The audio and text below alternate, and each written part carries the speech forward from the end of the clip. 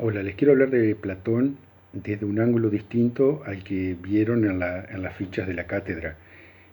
La idea de plantearlo desde otra posición es que ustedes tengan otro elemento más para poder captar la esencia de Platón, básicamente. Lo vamos a ver ahora desde la teoría de las formas, ¿sí? Básicamente vamos a utilizar la teoría de la forma como un esqueleto o un canal conductor de todo su desarrollo. Una pregunta como ¿qué es la verdad? ¿Qué es la justicia? ¿Qué es la belleza? Son preguntas y respuestas que tuvieron un impacto muy profundo en temas como la religión, la psicología, la ética, la política, la economía, el arte, la ciencia, la literatura y podríamos seguir. Estas preguntas primero fueron formuladas en forma clara y específica por Platón.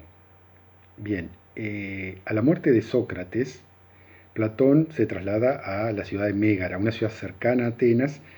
eh, Va específicamente a la casa de Euclides, que era otro de los seguidores de Sócrates.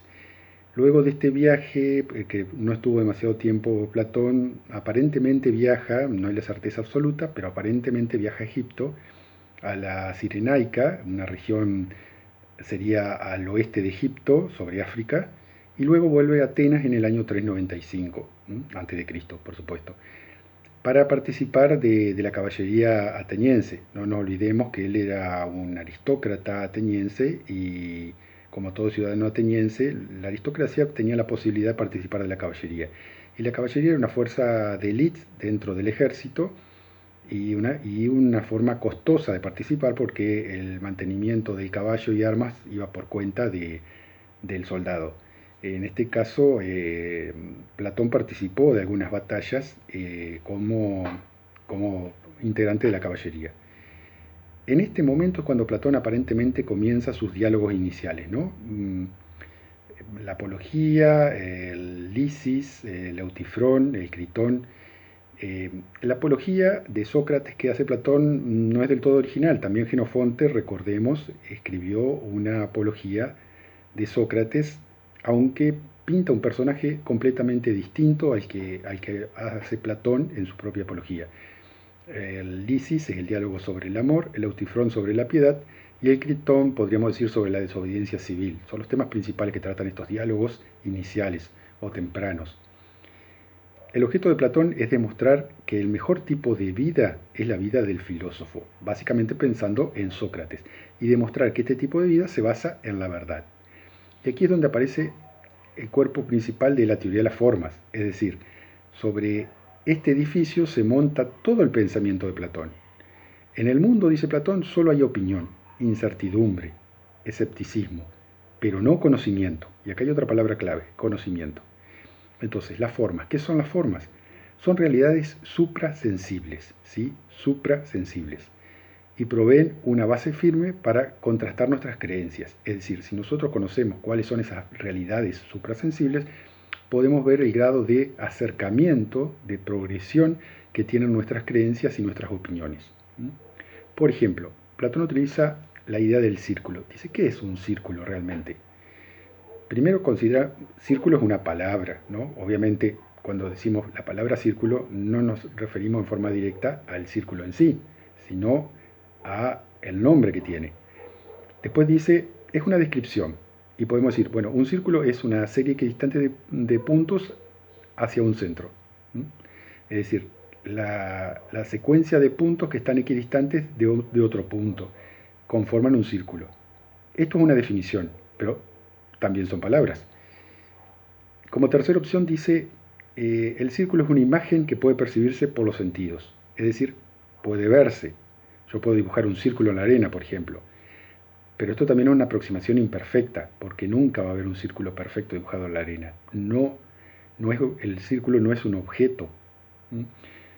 Y la cuarta opción es que un círculo particular, imperfecto, será siempre distinto a un círculo real, naturalmente. Entonces, nuestro conocimiento de las cosas no se basa en las palabras, no se basa en los conceptos, no se basa en las descripciones ni en las imágenes. Y habría que agregar tampoco en la autoridad, es decir, tampoco en que alguien nos diga lo que es, sino que nuestro conocimiento de las cosas dependerá de la capacidad de la mente para para conocer intelectualmente la verdadera naturaleza, en este caso del círculo en sí.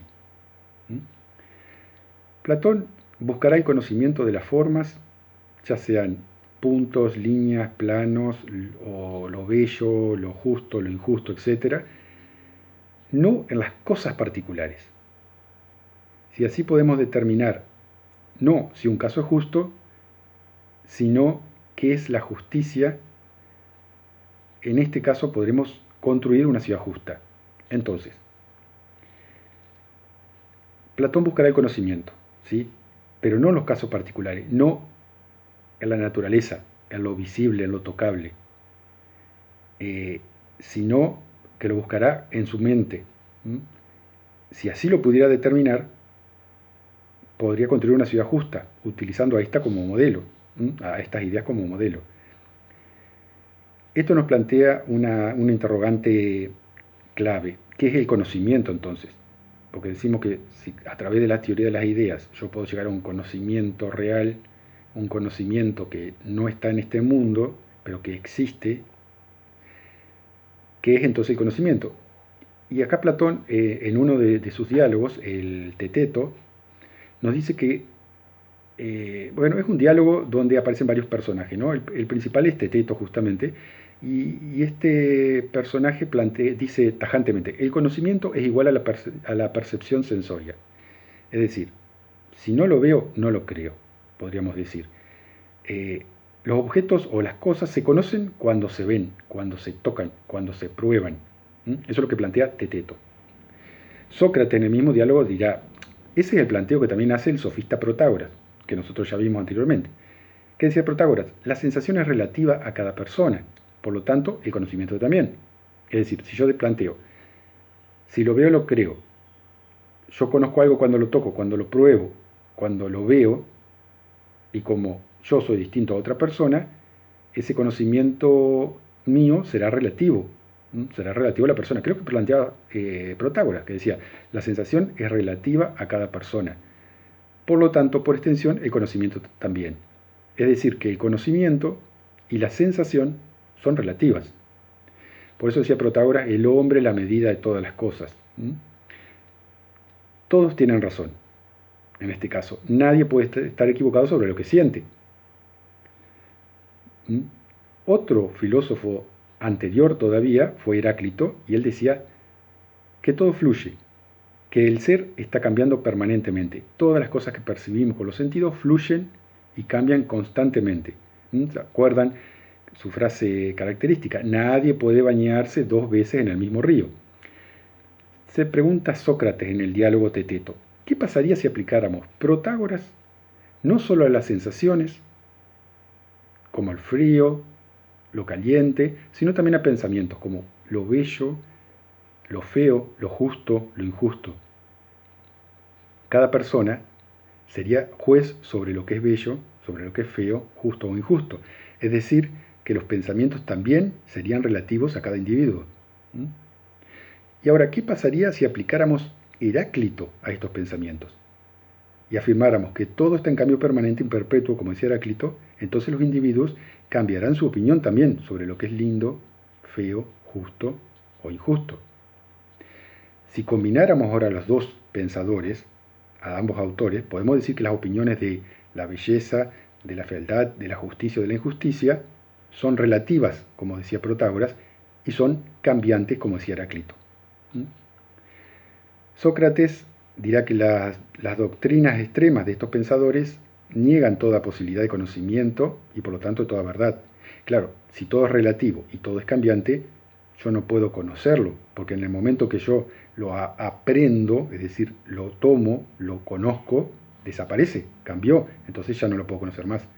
Entonces, este punto es importante. Sócrates consideraba que estas doctrinas extremas niegan toda posibilidad de conocimiento y por lo tanto toda verdad. Platón no cree entonces en la relatividad de nuestros pensamientos sobre la verdad, la belleza, la justicia, etc. Si la verdad fuera relativa a cada uno, todo sería cierto y nada sería falso. Incluso al extremo de que si alguien dijera que Protágoras se equivocaba, también tiene razón. Si todo estuviera en flujo constante, no se podría hablar. las palabras cambiarían de significado y no podríamos comunicarnos directamente.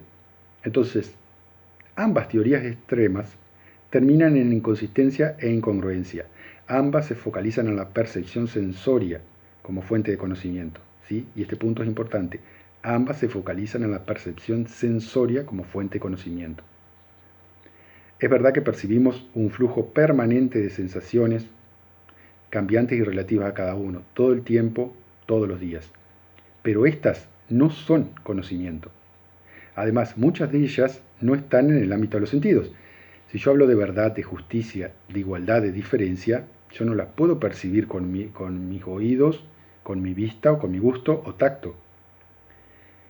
Por ejemplo, hay distintas razas de perros, ¿sí? Nosotros las percibimos que son distintas. No es lo mismo un perro caniche a un labrador alemán. Pero las percibimos con los sentidos, con el visual, con el auditivo, pero reconocemos que pertenecen a la misma especie. Es decir, reconocemos que todas son perros. ¿Y eso cómo hacemos el reconocimiento de perros tan diferentes? A través de la mente. Entonces, el conocimiento real está en la mente, no en los sentidos, no en la percepción sensoria, como Teteto afirmaba. Y acá otro tema interesante. Solo podemos entender el conocimiento si entendemos la realidad. Es decir, si a nosotros nos interesa conocer, aprender algo, necesitamos saber qué es la realidad. Y aquí entramos en otro diálogo platónico, también muy icónico, muy importante, que es el sofista. En el sofista se dice que tenemos dos opiniones sobre la realidad y que ambas están en conflicto. Y se recurre a una analogía. Aparece la figura de los gigantes y la figura de los dioses como contrapuestos, ¿no? ¿Quiénes son los gigantes? Los que representan a los materialistas a ultranza. El único ámbito de la realidad es el de los objetos materiales, dicen ellos. Solo es real lo que puede usarse, lo que puede tocarse, lo que puede patearse. El ámbito material es el único que existe, dicen los gigantes, lo que representan a los materialistas a ultranza. Por otro lado tenemos a los dioses. ¿A quiénes representan los dioses? A los idealistas a ultranza, que dicen que el único ámbito de la realidad es el de los objetos ideales. Solamente existen los números, solamente existe la belleza, solamente existe la justicia. Para ellos el ámbito ideal es el único que existe. Platón dirá que los materialistas explican la sensación como realidad relativa y cambiante, pero para explicar la realidad última usa el principio de las formas, es decir, que dice que la realidad es ideal e invariable. Fíjense, hace una combinación de ambas posibilidades. Uniendo entonces el ámbito de las cosas sensibles con el ámbito de las formas, tenemos que la realidad tiene dos niveles. Un ámbito de las formas, que es invariable, como el ser de Parménides, donde se produce el pensamiento y el conocimiento de la verdad, y un segundo ámbito, el de las cosas sensibles, que es cambiante, como sostenía Heráclito, y donde se da la sensación, la creencia y la doxa, la opinión. Hay que mirar hacia arriba, al ámbito de las formas invariables, con la mente, no con los sentidos. Con el pensamiento se capta la forma esencial, la justicia, la belleza, la piedad. Con el pensamiento. Una vez captada esa forma esencial, entonces recién podemos juzgar una acción particular. Ya se tiene ese conocimiento verdadero de la piedad, de la belleza o de la justicia. Platón, después de hacer estos planteos y conocer estas ideas, darnos a conocer estas ideas, realiza un primer viaje hacia Italia. Ahí aprovechó la paz general del año 387 a.C., de la guerra que existió durante muchísimo tiempo entre atenienses y espartanos, y viaja a la tierra de Pitágoras de Samos, ¿no? a Italia, a lo que hoy es Italia, el sur de Italia y Sicilia. Pasa por Tarento, creo que Crotona también. Es un ámbito que estaba, una tierra muy influida desde el punto de vista filosófico por el orfismo, ¿no? Por el culto a Dionisios. Es decir, estaban patentes los elementos de la reencarnación, la matemática, la metafísica, la mística, el ascetismo. Todas estas eran disciplinas muy bien conocidas por los griegos que vivían en el sur de Italia.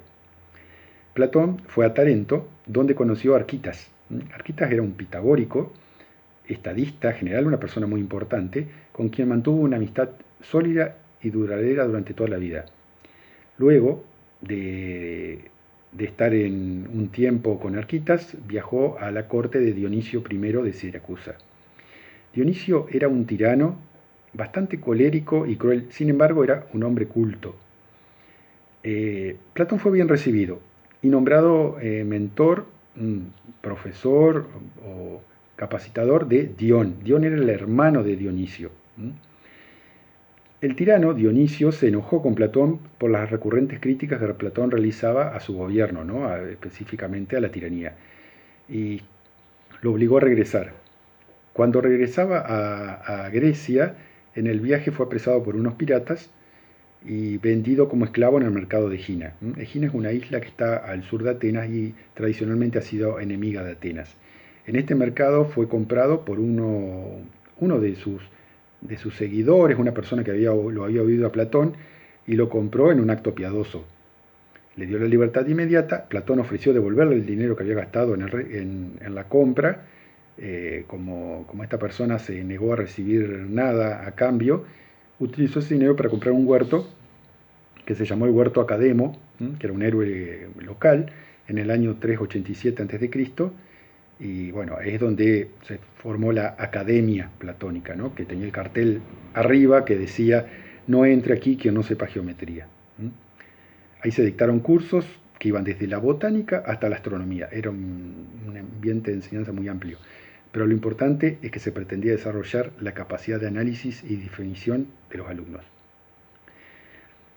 Platón tiene un aspecto también, otra forma de tomarlo, que le podemos llamar el camino del amor en Platón. Y esto lo plantea en el diálogo Fedro. El diálogo empieza con un Sócrates sentado bajo un árbol junto a un río, allí el joven Fedro, y se ponen a dialogar. Las formas existen en un ámbito que está más allá del cosmos, y al que se puede llegar con la mente. La mente es como el piloto del alma. Los griegos se trasladaban, tecnológicamente lo más sofisticado que tenían para trasladarse eran las embarcaciones, las naves. Toda nave tiene, aparte de un capitán y una tripulación definida, un piloto. El piloto es la persona que dirige el barco, es decir, que está unida al timón y puede direccionar el barco. Entonces, usando esta analogía, dice que la mente es el piloto del alma. Entonces, la actividad de Eros, del dios del amor, puede excitar el alma y hacer desear el ascenso y llevarla al ámbito de las formas. Y este sería el camino del amor. Es decir, que a través de Eros se puede hacer que el alma ascienda y llegue hasta el ámbito de las formas, al ámbito ideal de las formas. Recordemos que nosotros somos mortales y terrenales, estamos apegados a lo material, y que para despegarnos de ese ámbito, para que nuestra alma pueda elevarse, es necesario un recurso externo, en este caso Eros. Esto aparece en el diálogo Fedro. Sócrates le dice: el alma es inmortal. Acá, obviamente, Platón está asociado a los pitagóricos, al orfismo y demás, que consideraron siempre al alma como algo inmortal. Dice Sócrates: no tiene principio ni fin, está en automovimiento. Así define el alma. Inmortal, no tiene principio ni fin y está en automovimiento, como una viga alada y su auriga. En la antigua Grecia y Roma se habla mucho de cuadrigas, ¿no? Las cuadrigas son 4 caballos, un carro tirado por 4 caballos y un jinete. La viga en realidad es un carro tirado por 2 caballos, un jinete conducido por 2 caballos sobre un carro. Entonces él plantea esta analogía. Dice que el alma, entonces, es como una viga alada y su auriga. El auriga es la parte racional del alma. El conductor, el que maneja el carro, es la parte racional del alma. Los caballos, uno será blanco y representa la vivacidad, y otro será negro y representa el deseo. Entonces, los dos representan la natural tendencia ascendente que le permite ver las formas eternas de belleza y justicia. Sócrates imagina que los dioses eran conducidos por Zeus, van ascendiendo por la bóveda celeste, es la bóveda exterior del cielo, y ahí observan las formas eternas, los dioses observan las formas eternas, es ahí donde mora el verdadero ser, sin color, sin forma, y que solo la razón, como decíamos, el piloto del alma, puede contemplarlo y ver todo el verdadero conocimiento. Esa es la justicia, la virtud. Las formas están más allá de lo físico, obviamente, no son accesibles a la percepción sensoria, no tienen color, figura, son intangibles. Es solo con el conocimiento de las formas que podemos tener el conocimiento verdadero, y solo mediante el uso de la razón o la mente. Como las formas son eternas y absolutas, entonces el conocimiento verdadero no es relativo. También es absoluto para todos, todas las personas y todas las épocas. Fíjense este aspecto tan importante de Platón. Las formas son eternas y absolutas. Entonces, si estas formas son eternas y absolutas, el conocimiento verdadero, o sea, el conocimiento de ellas, no será relativo, sino que también será absoluto para todos y todas las épocas. Es decir, para griegos, persas, escitas, egipcios, etc., va a ser igual. Esto es muy disruptivo respecto a la época clásica. Y para todas las épocas, es decir, será lo mismo. Del alma de los dioses, Sócrates pasa entonces al alma de los hombres. Y es el mismo caso, ya que parte de la naturaleza humana es divina. Pero en el caso nuestro, de las almas de los mortales, el caballo negro es un problema si el áuriga, digamos el conductor del carro, la parte racional del alma, no es un experto, porque este caballo negro se descontrolará y descenderá, apegado a las cuestiones materiales, y romperá las alas, y en este caso obligará al hombre a permanecer solo como una criatura mortal. Esto es una adaptación platónica de la doctrina órfica y pitagórica de la reencarnación. Como resultado de la reencarnación, implica todo conocimiento verdadero es recuerdo. Es decir, Sócrates llega a esta afirmación. Como resultado de la reencarnación que sufrimos, padecemos o logramos todo, nuestro conocimiento, cuando sea verdadero, será a través del recuerdo. Es decir, porque esas formas ya fueron contempladas en otra vida. Ahora que estamos en la Tierra, lo hemos olvidado. Hay ciertas formas de despertar ese recuerdo. En el verdadero amor, es decir, la actividad de Eros, las almas de los amantes se excitan mutuamente en su presencia y llevan al crecimiento las alas. Es decir, también existe la posibilidad de despegar de esta tierra y llegar a esas formas etéreas a través de Eros. La imagen del ser amado despierta un pasado en el que estábamos con los dioses y disfrutábamos de lo bello mismo. Eros hace que las alas del alma humana mortal crezcan y una vez más asciendan a este ámbito de las formas. Todo eso aparece en este diálogo. Fíjense, otra forma de llegar, otra manera de llegar a esas formas ideales es a través de este camino, el camino del amor, el camino de Eros.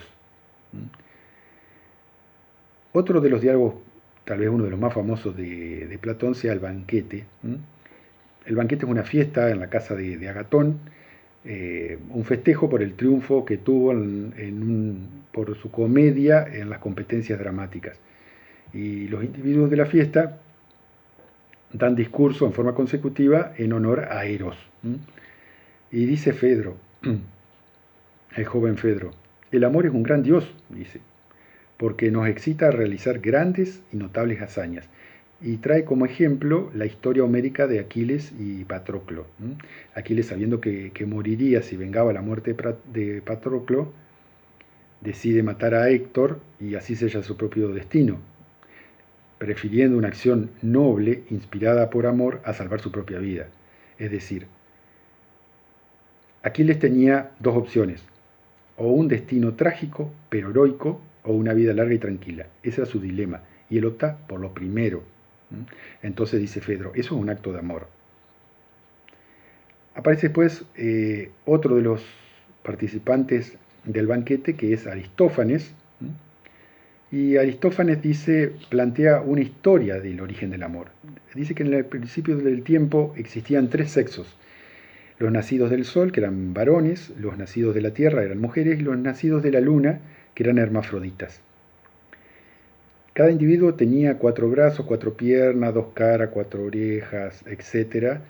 Y un día se les ocurrió a esta raza desgraciada atacar el Olimpo, y Zeus, con ira, por tremenda afrenta, los divide en dos. Y aquí aparece que los hermafroditas generan dos individuos heterosexuales, varón y mujer, y las otras formas generan individuos homosexuales. Para Aristófanes, el origen del amor será el deseo de cada mitad por su mitad perdida. Y como prueba de esto da el ejemplo de la cicatriz, que dice que la cicatriz que queda en el ombligo, dice que el ombligo es una cicatriz de esa unión que existía antes. Sócrates aparece al final dando su propia historia, de su definición del amor, y dice que repetirá lo que le dijo la bella sacerdotisa Diotima cuando él la conoció. Y le dijo, primero, que Eros era solo un semidios. Es decir, un semidios es una figura nacida de un dios y de un mortal, un espíritu entre la mortalidad y la inmortalidad. Es decir, no es como dijo al principio Fedro, que era un gran dios. No, dice, Eros es un semidios, primero. Segundo, dice que la historia del nacimiento de Eros fue que al nacer la diosa Afrodita, los dioses hicieron festejos en el Olimpo, y entre los presentes estaba Recurso. Recurso era hijo de Astucia, y al poco tiempo de iniciarse los festejos llegó pobreza. Recurso estaba borracho de néctar. Néctar es la bebida de los dioses. No, los dioses solamente consumen néctar y ambrosía. Entonces Recurso estaba borracho de néctar y se durmió. Y Pobreza, que se percató de esto, ideó el plan de tener un hijo con Recurso, por lo cual se tendió a su lado y concibió a Eros. Así habría nacido Eros, que heredó algo de cada uno de sus padres. De la pobreza heredó la necesidad y el carecer de algo. Eros, el amor, heredó de la pobreza la necesidad y el carecer de algo. Y de Recurso heredó la astucia y la inteligencia. Primero, Eros hace que el amante se esfuerce con astucia e inteligencia en conseguir aquello de lo que carece y de lo que tiene necesidad. La belleza de un ser individual. Luego, con la edad, naturalmente, el amante descubre una belleza mucho más profunda en el alma del ser amado, y por último aprecia la belleza que se encuentra en el conocimiento y comienza a desear los objetos últimos del conocimiento, ya no las instancias particulares de la belleza, sino que buscará las formas eternas e invariables de lo bello mismo. Es decir, Eros otra vez como una escalera para poder ascender a las formas ideales. Primero por el deseo de los cuerpos físicos, después por el deseo del alma, del compañero, y finalmente por el deseo de las formas mismas. Diotima dirá que lo bello siempre existe. Ni llega a ser ni se pierde. No es en parte bello y feo, no es en un momento o en otro, siempre existe, en una sola forma, con distintas instancias, obviamente, diferentes y particulares, que sí llegan a ser y desaparecen, que sí participan por necesidad de esta única forma, pero nunca la afectan en su estado eterno y universal. Son como aproximaciones, se aproxima a esa forma ideal. Entonces, las formas son eternas, universales, es decir, siempre iguales, nunca relativas, conocidas por la mente, la razón, no los sentidos, y están más allá de la realidad física. No son objetos, son ideas. En este aspecto, Platón nos da su visión más categórica de la relación de las formas en relación a la realidad en la República. En la República aparecen varios pasajes famosos. En el libro 7 aparece la alegoría o el símil de la línea dividida, en el libro 7 de la República, en el cual se plantean los grados del ser y el conocer en el mundo, los grados del ser y del conocer en el mundo. Platón divide a la realidad en visible e invisible y luego la vuelve a subdividir. Es decir, lo que hace Platón en este caso es un cuadro jerárquico de la realidad. Le da una jerarquía a cada aspecto de la realidad. Todo es guiado por una forma más alta. ¿Cuál es? La del bien, que brilla como el sol sobre lo visible, dice en uno de sus pasajes. Entonces, en el símil de la línea dividida, lo que plantea Platón es un cuadro jerárquico de la realidad. Es decir, cuál es el grado de conocimiento que podemos adquirir, el grado de verdad que podemos adquirir sobre determinado objeto de este mundo. Si se compara a Dios con lo bueno, si decimos que Dios es lo bueno de Platón, el cristianismo podemos decir que tomó muchas de las ideas del platonismo. De hecho, un filósofo alemán muy importante, Schopenhauer, Arthur Schopenhauer, dirá que el cristianismo es un platonismo para las masas. Volviendo a Platón, él creía que la estructura de la realidad no es obvia para todos.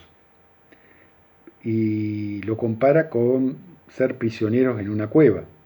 Desde que nacemos solamente oímos opiniones, vemos imágenes y confundimos estas imágenes pasajeras y esas opiniones cambiantes con la realidad y el conocimiento verdadero. Estamos envueltos en la oscuridad y en la ignorancia respecto a esta verdad última de las cosas. Pero Platón siempre deja esa posibilidad. Con esfuerzo es posible liberarse mediante el uso de la razón y el deseo, la mente y eros, y es posible alejar el alma de las sombras y dirigirla hacia las causas de esas sombras y más allá. ¿De qué estoy hablando? Naturalmente de la alegoría de la caverna de Platón, del libro 7 de la República. Durante el viaje ascendente, cuando uno escapa o está intentando escapar de esta caverna, los ojos del prisionero se acostumbran cada vez más a las cosas reales y ya ve la sombra como lo que son, sombras, y a las opiniones como lo que son, opiniones, y ve al sol como la realidad más alta y brillante. Pero este ascenso siempre es doloroso. Y todo descenso es peligroso. Si desciende, como dice la alegoría de la caverna, parecerá un loco, incluso podrían matarlo sus compañeros. Platón ve en esto una imagen de Sócrates. Sócrates como el amante de la sabiduría, el hombre libre, el hombre virtuoso, que practicaba una vida que implicaba un movimiento ascendente de su alma. Entonces, Platón considera que la verdadera belleza de Sócrates estaba en su alma, no en su físico. En Platón hay una dimensión también práctica en esta teoría de la forma de la que estamos hablando, una filosofía política. Y puede simplificarse diciendo, nunca debemos actuar sin conocimiento.